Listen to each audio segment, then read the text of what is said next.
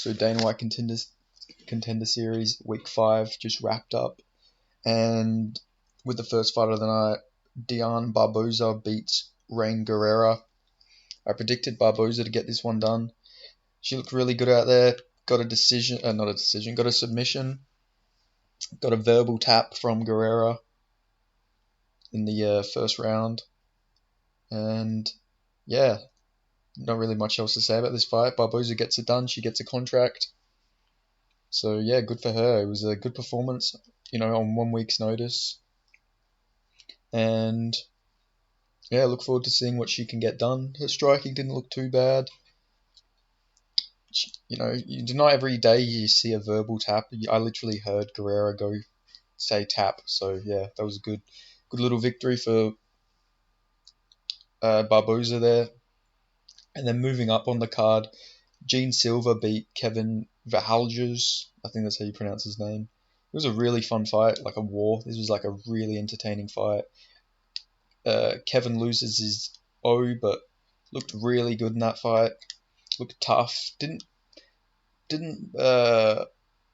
could tell he was a bit inexperienced. I know he has almost the same amount of fights as Jean Silva, but he's young. He's 21 years older. He will be back. Dana had a lot of nice stuff to say about him as well.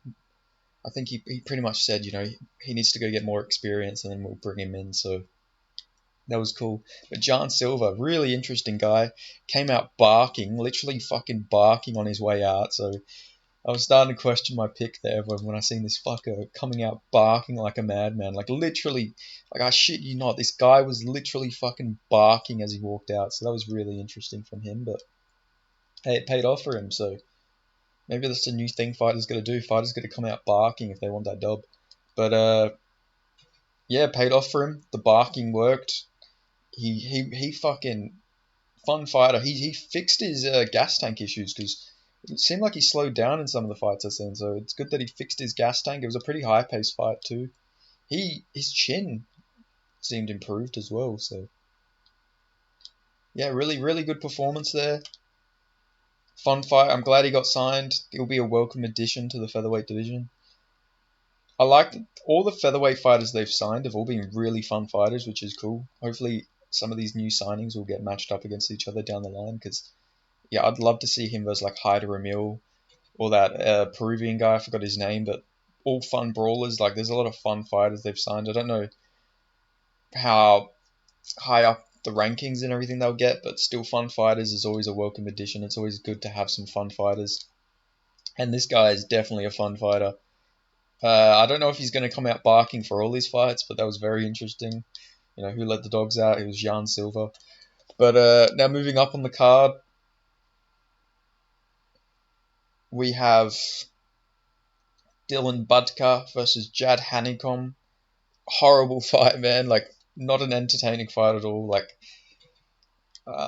yeah, I don't think it's controversial to say this was a very shit fight.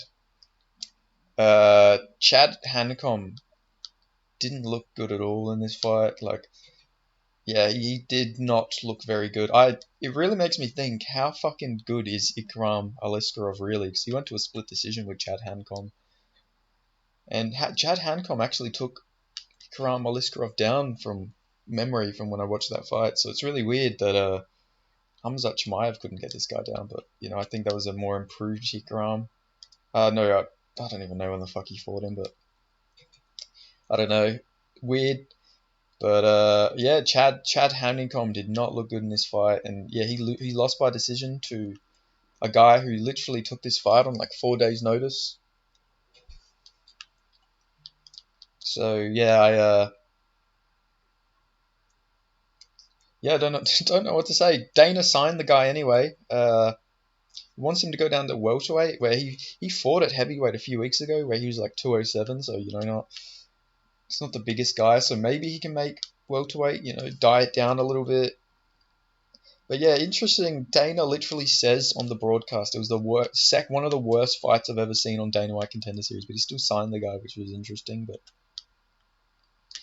yeah, who knows? Maybe Dylan Budka will go on to do some great things at welterweight. You never know. But yeah, that fight, man, was not good. But Yeah, Chad Hancom really underperformed here. Maybe the change of opponent messed him up because Cam Ralston is a bit of a different fighter to Dylan Budka, but yeah, that definitely not a good fight at all. And Chad Hancom's 33, so I don't know if he'll get another opportunity. Maybe if he goes on a nice win streak or something, and Brave or something, he'll get another opportunity. But I guess we'll see. But yeah, not an entertaining fight. But Dylan Budka gets a UFC contract. And then moving up the card, we have Ramon Tares versus Serhai Sydney.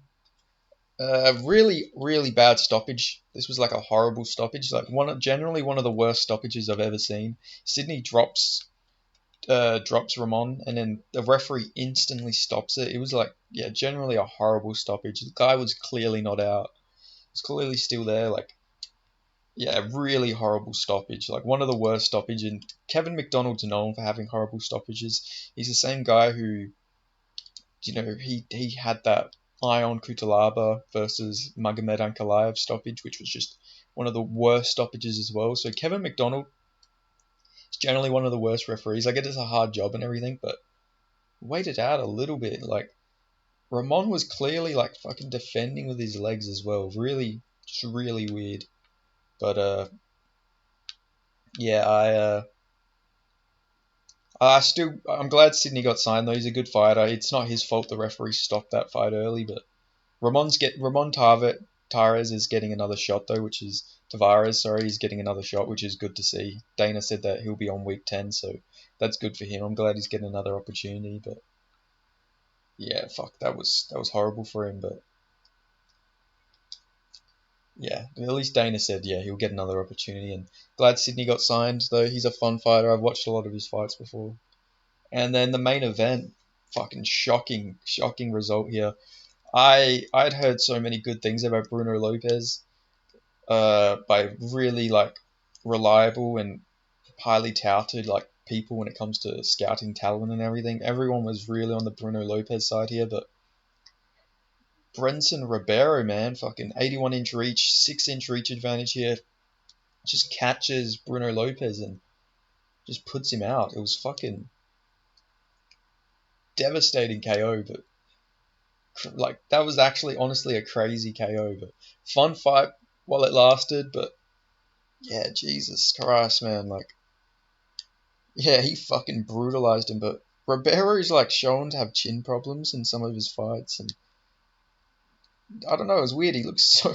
I don't know. The thing with Dana White Contender Series, I swear, like it's weird how much they all happen to just randomly improve. Like I don't know, doing tape study for Dana White Contender Series is really hard because every single fighter improves massively by the time they fight on Dana White Contender Series. But Ribeiro looked fucking good. Bruno Lopez, like I said, heard so many good things about this guy. Sure he'll be back, but like fuck me, what a KO. But yeah, obviously no brainer. Ribeiro gets signed here, so yeah. Fucking wait, I think everybody got signed? Wait, yeah, every single person got signed. What the fuck? I wasn't expecting that this card. So yeah, that's 5 signings. Another 5 signing card. I feel bad for Marcos. What's that guy's name? The guy who fought Yuri Badgageri. I think his name was Marco Tulios. Is that his name? I feel bad for Marcos. Yeah, Marcos Tulios. He got fucked over. How does Dylan Budka get signed, but Marcos Tulio doesn't? Poor guy. But yeah, still good card though. Fun fights besides the Dylan Budka, Chad Hancom fight. I don't know. That's like one of the worst fights I've seen. Like generally just a horrible fight, especially for Dana White Contender Series. You're meant to fight, a bit differently, but yeah, I had a feeling that Chad Hancom's fight, if he didn't get a finish, would be a bit boring. But still, I didn't expect him to get dominated by Dylan Budka. So, but yeah, still good.